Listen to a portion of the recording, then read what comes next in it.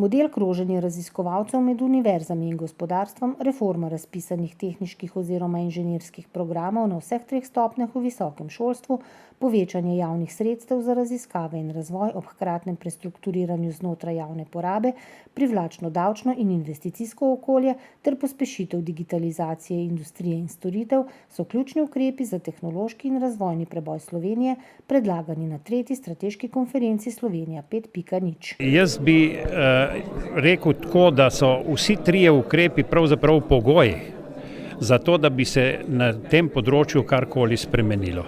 Namreč brez kroženja raziskovalcev med podjetji in akademsko sfero ne bomo mogli prenesti znanja. Po drugi strani, če bomo kot drugi ukrep znižali obseg programov, bomo povečali kakovost izobraževanja in kakovost proizvodnje pomeni več znanja in več znanja pomeni boljša konkurenčnost naših proizvodov.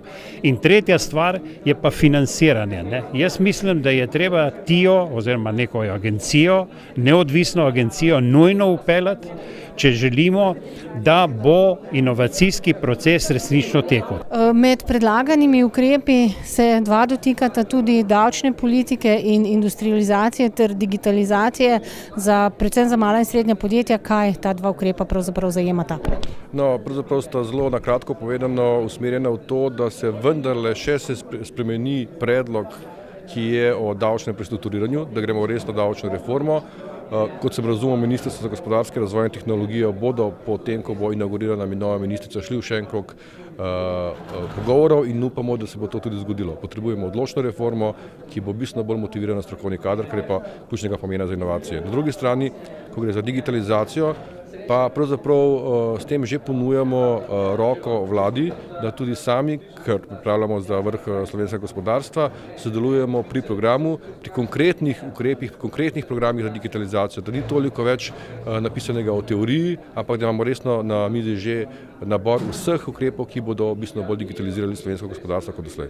Konference se je udeležila tudi doktorica Maja Makovec Brenčič, ministrica za izobraževanje, znanost in šport. Kot sem danes že predstavila, prav z vami in sodelovanjem pobudami, ki so prišle iz gospodarstva, smo že pripravili kar nekaj ukrepov.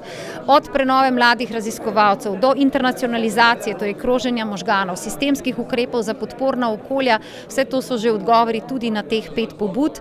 Z dialogom nadaljujemo in seveda tudi z ustreznim razmeščanjem tako integralnih kot kohezijskih virov. Prav v slednjih vidimo še nadaljnjo priložnost odpiranja učnih okolij, povezovanja z gospodarstvom, pospeševanja podjetnosti, že pravzaprav iz prvih klopi naprej.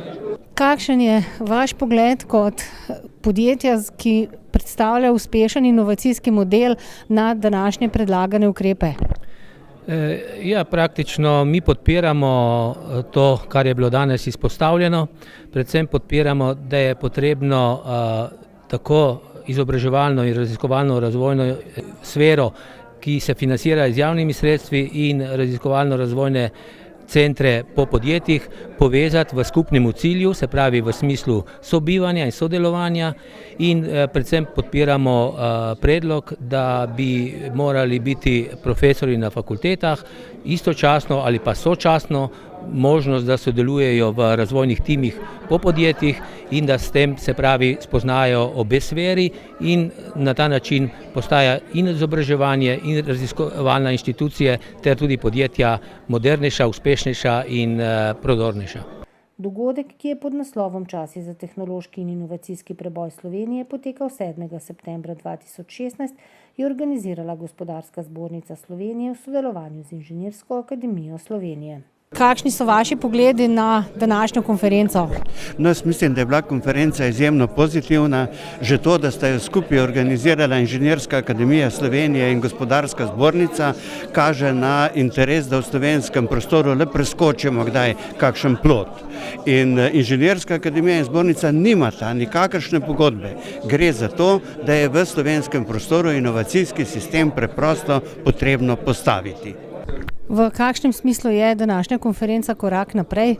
No, tisto, kar je po mojem mnenju dobro, je to, da smo z Inženirsko akademijo Slovenije našli res zelo majhen nabor točk, samo 5, ampak te kot ključne, in na tem bomo delali tudi naprej.